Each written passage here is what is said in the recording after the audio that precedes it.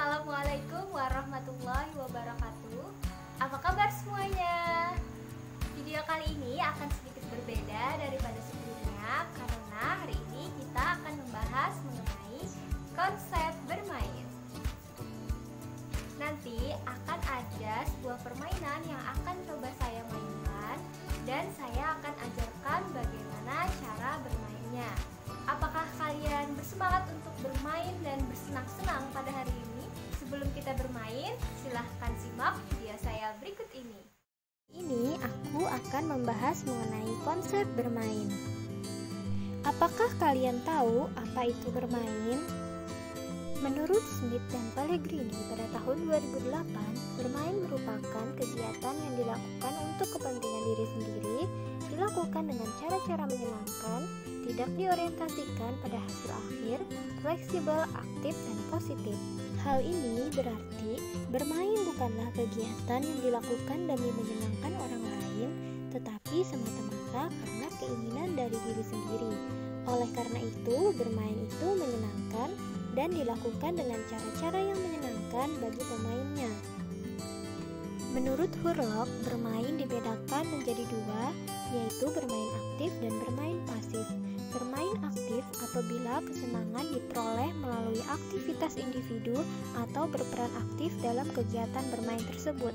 Sedangkan bermain pasif, kesenangan diperoleh melalui penglihatan atau pendengaran dari aktivitas orang lain.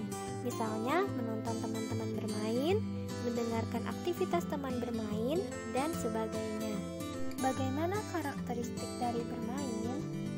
Mantolulu dan kawan-kawan pada tahun 2007 menyebutkan karakteristik bermain adalah sebagai berikut.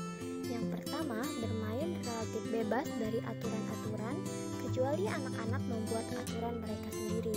Yang kedua, bermain dilakukan seakan-akan dalam kehidupan atau kegiatan yang nyata. Yang ketiga, bermain lebih menitik beratkan pada proses daripada hasil atau produknya. Dan yang terakhir, bermain memerlukan interaksi, komunikasi, dan keterlibatan anak-anak secara aktif dari kegiatan tersebut. Anda mungkin setuju bahwa karakteristik pokok bermain mudah diidentifikasi, tetapi tidak semua ciri dapat diuraikan. Secara singkat, dapat dikatakan bahwa bermain memiliki ciri-ciri khas yang perlu diketahui oleh guru dan orang tua. Kekhasan itu ditunjukkan oleh perilaku anak. Bagaimana fungsi bermain dalam pendidikan? Menurut Honsan dan kawan-kawan dalam Sukintaka pada tahun 1998 menyatakan bahwa fungsi bermain adalah sebagai berikut. Yang pertama, permainan sebagai sarana hidup bermasyarakat. Jadi, melalui bermain, anak secara langsung belajar menerapkan kehidupan bermasyarakat secara nyata.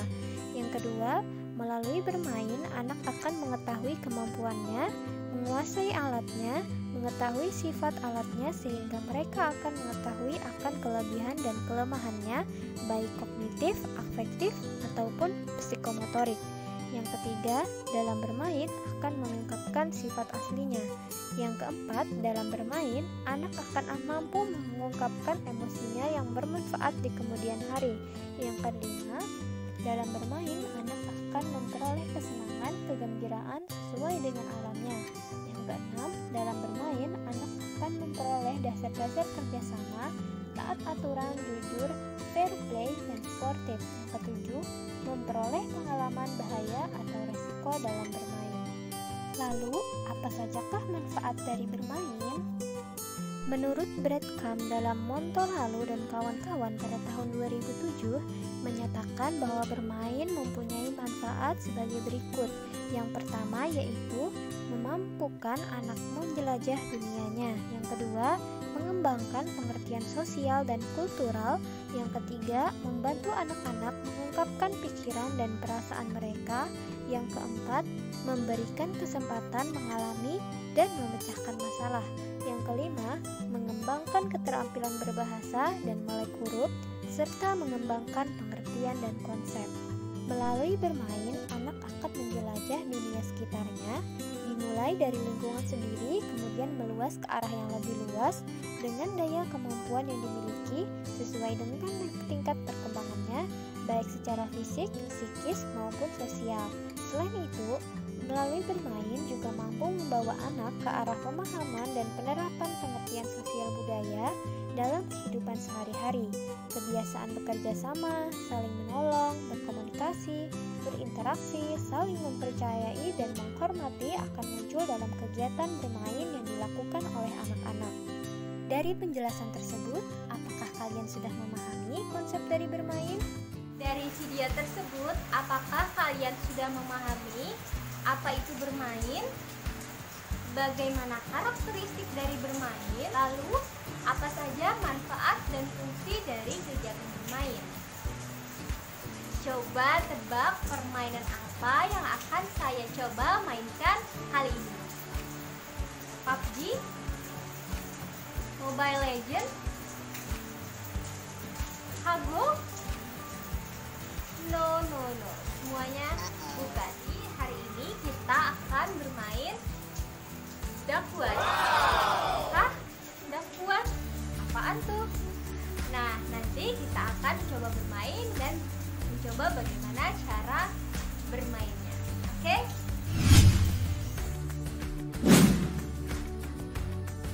Jangan lupa like, comment, and subscribe. Di daerah tempat tinggal saya di Kalimantan Selatan, permainan ini disebut dengan nama dakwan.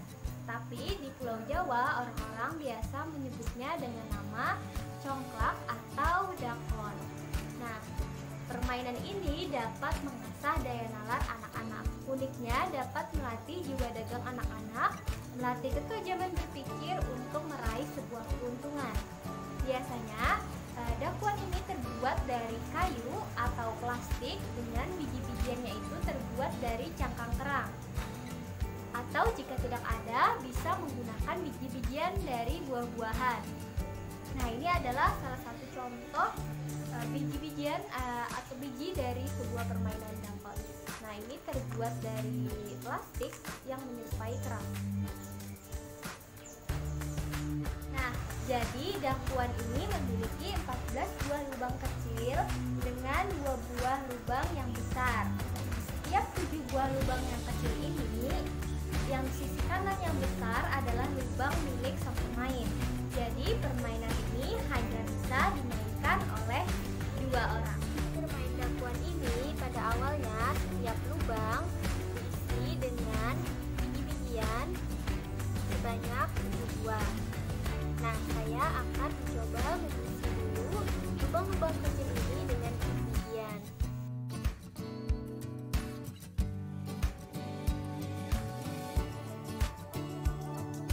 Sudah terisi semuanya, salah seorang pemain dapat memulai permainan. Biasanya pemain melakukan gunting batu kertas atau suit untuk menentukan siapa yang lebih dulu bermain.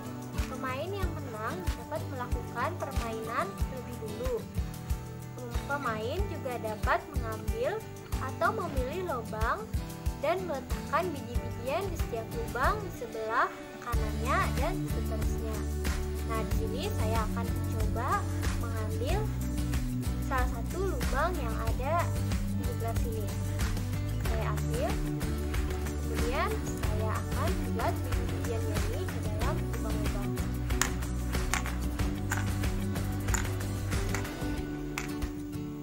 Nah, apabila biji terakhir saya jatuh di lubang besar milik saya, maka saya bebas memilih lubang mana yang akan saya ambil. Kemudian saya akan mengambil yang di sebelah sini.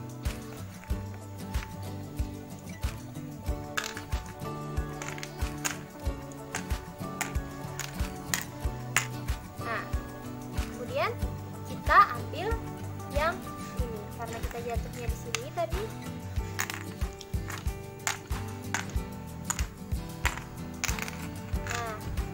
Masuk ke milik kita, maka kita bebas untuk memilih lubang mana yang akan kita pilih lagi.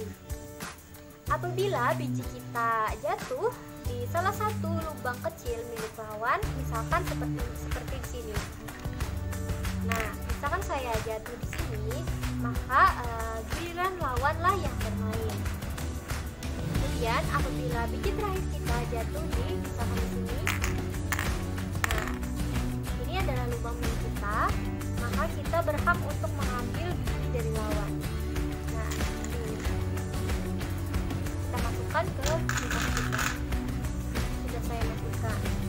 Tapi yang misalkan biji terakhir kita jatuh di lubang kecil lawan, maka kita tidak dapat mengambil biji-bijian yang ada di rumah kita. Apakah kalian sudah paham mengenai permainan dakuan? Tadi kita sudah belajar bagaimana cara bermainnya. Permainan ini dianggap selesai apabila biji-bijian yang terdapat di lubang kecil sudah masuk semuanya ke dalam lubang besar milik kita dan milik lawan. Pemenang ditentukan dengan banyaknya biji yang dapat kita kumpulkan di lubang besar milik kita dan milik lawan. Apakah kalian semua sudah paham mengenai permainan dakuan ini? Sebelum kita memulai permainan, akan ada sebuah metode pembelajaran yang akan kita gunakan, yaitu metode reward dan punishment. Reward ini artinya adalah sebuah ganjaran, imbalan, atau hadiah ketika peserta didik dapat mencapai sebuah target tertentu atau dia telah berhasil mencapai sebuah tahap perkembangan tertentu. Kemudian punishment ini adalah sebuah sanksi atau hukuman jika peserta didik tidak dapat atau tidak memenuhi target yang telah dicapai. Tujuan dari penggunaan metode reward dan punishment ini adalah menimbulkan rasa senang dan meningkatkan motivasi peserta didik untuk mendapatkan sebuah reward. Kemudian saya akan tentukan reward dan punishment yang akan saya berikan ketika kita akan bermain dakuan. Jadi rewardnya ini nanti saya akan berikan sebuah hadiah, dan punishmentnya ini kalian akan membuat sebuah clipping mengenai dakuan. Apakah kalian sudah setuju dengan reward dan punishment yang saya tentukan sebelum kita memulai permainan dakuan?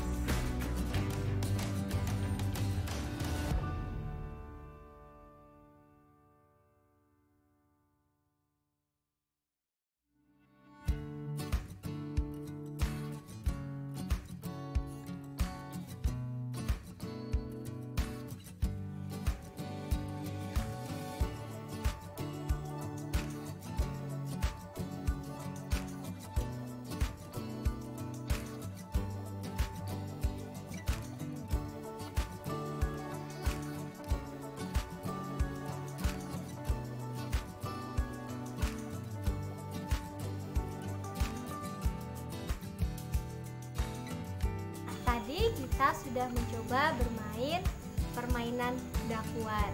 Nah, sekarang saya akan memberikan pengumuman mengenai siapa yang menang, siapa yang kalah, dan sekalian saya akan memberikan reward dan punishment untuk yang menang dan yang kalah. Nah, di sini saya sudah siapkan reward siswa yang menang.